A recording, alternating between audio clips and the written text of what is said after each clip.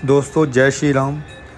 आज की हमारी वीडियो है कि क्या बाबा जी सभी भक्तों की इच्छा पूरी करते हैं, जो भी कैंची धाम जाते हैं, जो भी बाबा जी को मानते हैं।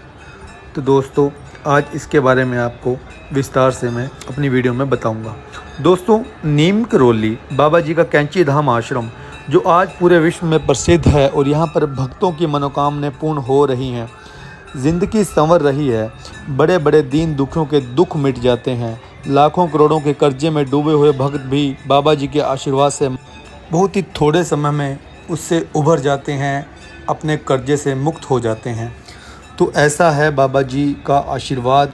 तो बात करते हैं कि क्या कैंची धाम में आकर बाबा जी के सभी भक्तों की इच्छा पूरी हो जाती है।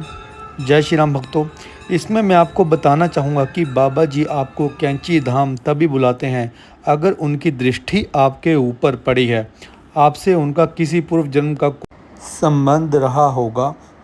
तो अगर उन्होंने आपको बुलाया है तो वो आपकी मन की व्यथा भी भली भांति जानते होंगे कि आपको क्या चाहिए, और जो भी आपकी अच्छी इच्छाएं और ज़रूरतें होंगी वो बाबा जी ज़रूर पूर्ण करते हैं।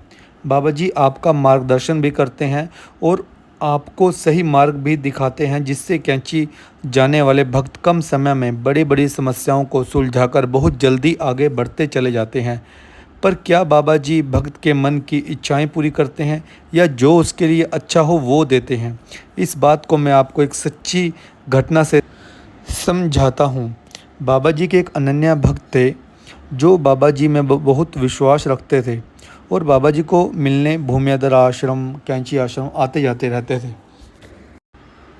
वो भगत उस समय मध्य प्रदेश के एक मंत्री थे। तो एक बार उस भगत के साथ एक बुजुर्ग महिला भी बाबा जी को मिलने भूमियादर आश्रम आई। शायद उस भगत की माँ होगी। तब महाराज जी भूमियाधर में बैठे हुए थे।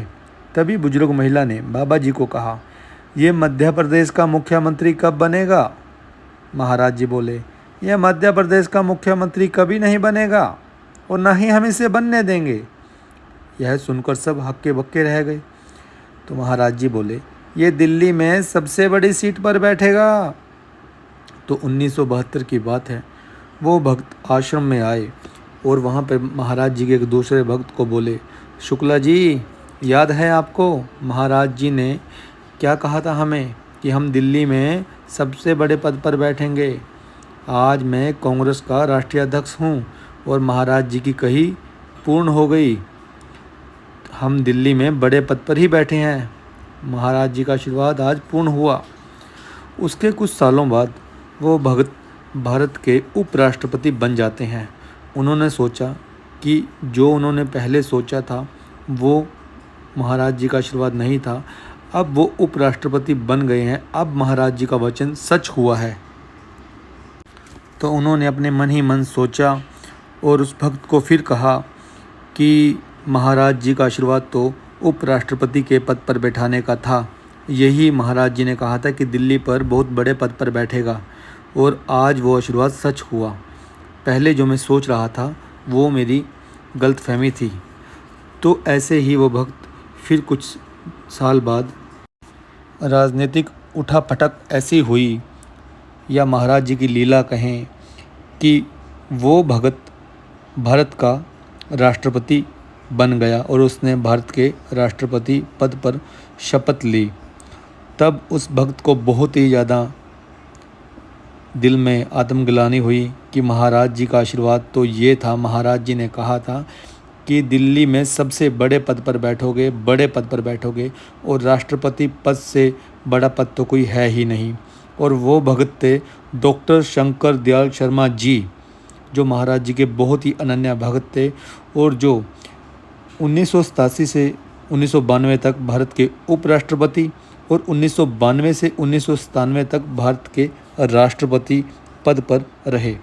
तो इस कहानी से मैं आपको बताना चाहता हूँ कि महाराज जी ना सिर्फ आपके दिल की इच्छा पूरी करते हैं, बल्कि जिसके बारे में भगत ने कभी कल्पना भी नहीं की होती वो भी दे देते हैं। तो ऐसे हैं मेरे दयालु कृपालु बाबा नीम करौली जी, जो समस्त भक्तों को जो कैंची धाम जाते हैं, बाबा जी को मानते हैं, उनके दर्शन करते हैं उनका जीवन वो स्वयं संचालित करते हैं। तो ये था आज का क्रमांक दोस्तों, जिसमें बताया गया है कि बाबा जी अपने भक्तों की सच्ची और अच्छी इच्छाएं तो पूरी करते भी हैं, उसके साथ साथ जो भक्त के लिए सर्वश्रेष्ठ होता है वो उनको बिना मांगे ही दे देते हैं। जय श्री राम, जय हनुमान, जय बाबा नीम करोली।